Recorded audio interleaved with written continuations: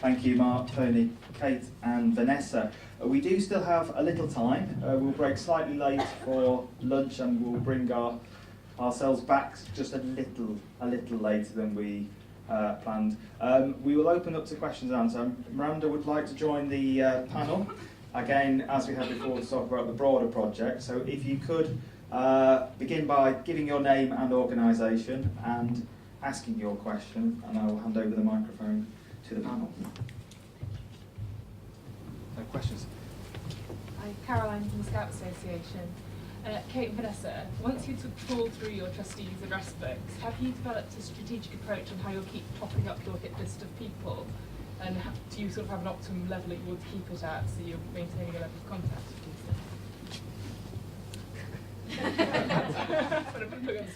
No, so yes, Vanessa's correct. Trustees were locked in a room. I think that's quite a good strategy for lots of things. We are about to run another event in April, and we are looking at people who might be interested. So it's actually East Anglian Art, a private view attached to our temporary exhibition programme. So again, we're targeting. So people who might be interested in that are people that we will invite to the private view. We are also developing, we haven't had patrons at the museum, and so we are now going down that route, and we have a target list. I keep using the word target, but we have a target list of patrons. So again, we will be developing those relationships and our key corporate relationships. So I'll give you an example. I'm not quite answering your question, but a volunteer had his car serviced a month ago, and actually the person who was servicing the car is a tractor enthusiast. We have a tractor event in May, so he's bringing his tractor. Well, I called him only yesterday, and he's going to support the event and become a sponsor. So he, again, will go on our list. So it's a combination of a strategic approach, but actually opportunities as they present themselves, we just make the most of them. Just to add to that, we do need to have a clearer strategy on sort of updating that list. And I think one of the things that we do need to do is to lock the volunteers in a room, because they've also got contacts that they might not realise they have. And it's part of getting this sort of whole organisation really thinking about fundraising and taking responsibility for it. But also, the developing relationships is everybody's responsibility as well. As was said this morning, people give to people, and the volunteers are some of our greatest ambassadors and have connections within the community that the trustees won't have. So we need to getting them on board as well.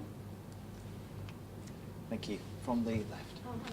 I'm Pam Greeley from St Seraphim's Trust. Is it Vanessa? Vanessa. You mentioned the quarterly funders group.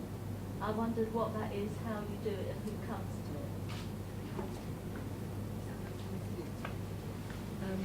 There's a funders group for this project. Yes. Well, there are two really. There is actually a regular funders meeting that we have with our funding stakeholders, which involve the trust that actually owns Abbott Hall, plus also the local authorities. And I have to say that the support we've had from local authorities during this very difficult time has been exemplary and really heartening. They have stuck with us through immense commitment. They've loaned us money and not been nasty about it not being repaid on time. They've actually given us money in advance to help with the cash flow, and it has been fantastic support during, as I say, very difficult times for local authorities. So keeping those funding relationships warm so that they know exactly what we're up to, and us giving them a truthful account of where we are, has been very, very important. But we also have within the trustees and the staff a quarterly meeting to review our financial position and our commercial position, our income generation position, so that we can have an overview of what's working and how the strategy is working. As well as the fundraising, we are delivering weddings and birthday parties, and we also have an energy efficiency programme to try and reduce our costs. So we're looking at all in the round, and that project group oversees that. from the back, Melissa. Vanessa Walker from the Museum Service. Can you say a little bit more about your map of Sudbury culture and how that came about? Well, how it came about was we realised that to get the kind of, everybody's talking about funding and how we go forward in a time of cuts. Of course, we know that we need to increase our earned income, and we need to draw people. We need more visitors. That's our main earned income. And to do that, we were reliant on the town. We can't see ourselves as in isolation.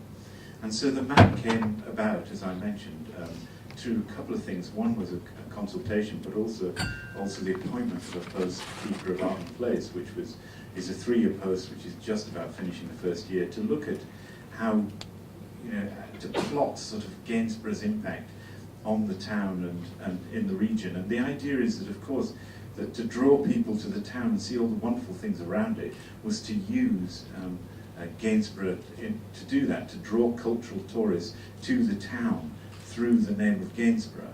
And that was the idea behind it. And that came out of a consultation and brainstorm that we did with the town itself. Sorry, can I just follow up on that and say have you got any idea of how effective it's been? It's only it's literally hot off the press. We've only just received copies now. We're distributing it through the main London galleries, where we know Gainsborough has a presence, and other where cultural tourism goes, because we're 1 hour 20 from London on the train. We want to try to encourage visitors from there. And it was the fact that at the moment, we're a sort of 2-hour visit. Obviously, with the capital project, we want to increase that. We also want to increase that visit through showing how what great deal of interest there is in the town for those cultural tourists. So to get that longer stay was really, really important. And one way of doing it was through this. We're yet to see how effective it's going to be. We've also distributed it regionally too. And we've gone with a distribution company as well as distributing ourselves. So we're yet to see how effective that is. We know we need to be working on this, and this is just our first move in this area. We want to do more. We will learn from what we do, and we will develop that too, and we will importantly continue to consult with the town. Yes, sir. Julian Thomas, Craig Mile fundraising consultants fund here as a mentor of Peaceful Museum. But Tony, it's about your development trust. It seems to be quite an interesting, important step forward. Is it up and running, and primarily who might be on it? Okay, no, we're in the planning stages very much at the moment. The idea with the development foundation, I'm trying to get away from calling it a trust at the moment, but is that we've taken a position that we very much sort of want to stay embedded within the local authority. We don't want to go out as a service to trust. But what we are looking for, well, certainly at this stage anyway, but what we are looking for very much is advice which will allow us access to these funding streams and legacies and other opportunities that we currently can't access as a local authority, and sort of learning from some other services, larger services generally, which have gone down this route. We do think it does actually give us a set of possibilities to work with, and having worked with the management centre on this, and also having discussed it via the shared enterprise programme, we very much do feel that this would give us a mechanism to be able to develop forward.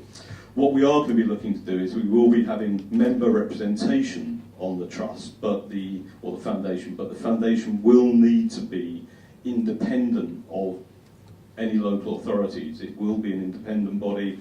As Vanessa was saying, we will be looking to go out to advertise, to recruit trustees, and we're going to be going through everybody's address books to sort of identify the sort of key suspects that we would like to sort of invite to take part in it, and really go for people who have the skills that can deliver what we need as a funding mechanism. Because I think one of the things that we are all very conscious of, and I think Vanessa's already alluded to, is that there are a number of boards and bodies which are out there, which in the end undertake their work as boards, receive the papers, but don't go out and fundraise. And in the end, this has really got to be the sort of the focus and the sort of raison d'etre of this as an organisation. Just to keep us to time, I'm afraid I'm going to draw a conclusion to that Q&A. Can I say a huge thank you to Miranda and to our panel.